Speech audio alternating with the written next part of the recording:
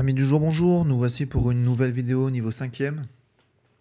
Donc dans cette vidéo, on va continuer donc la précédente. Alors dans la précédente, on avait vu que les vents avaient pour origine une inégale répartition de l'énergie solaire reçue sur Terre.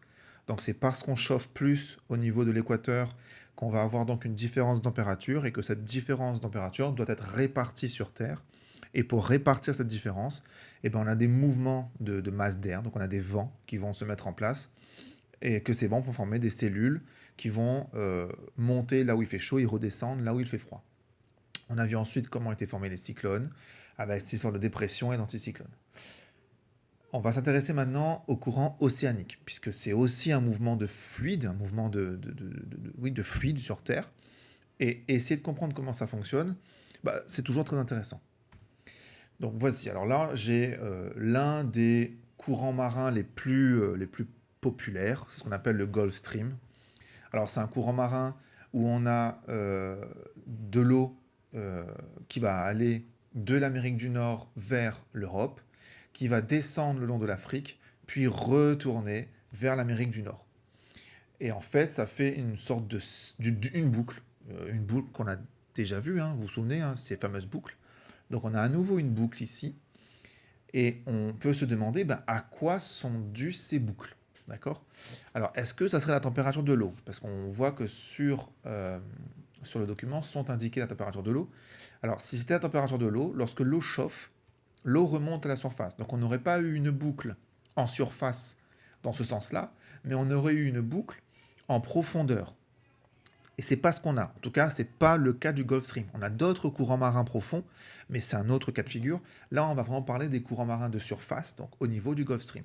Ça veut dire que la température de l'eau, même si elle est indiquée, elle joue pas un rôle majeur.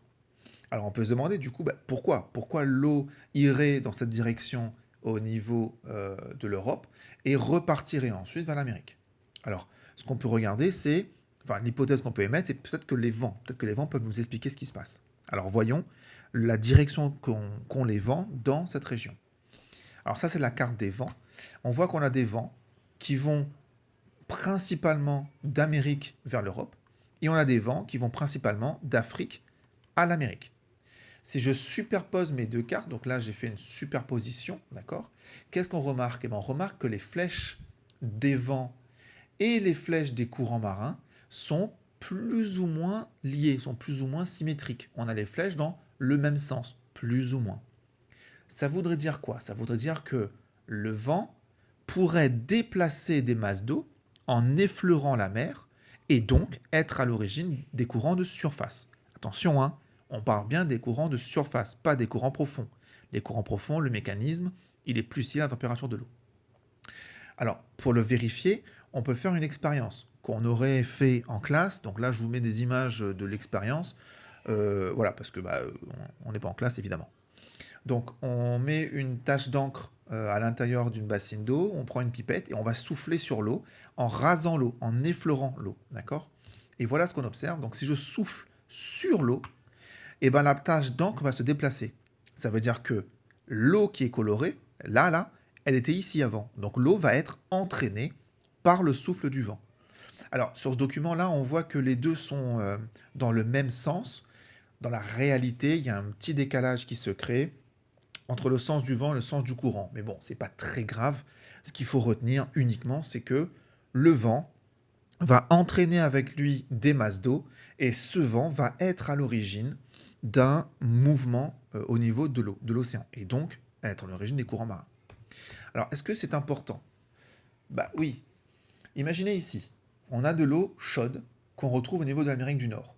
Cette eau chaude va être transportée par les vents jusqu'en Europe.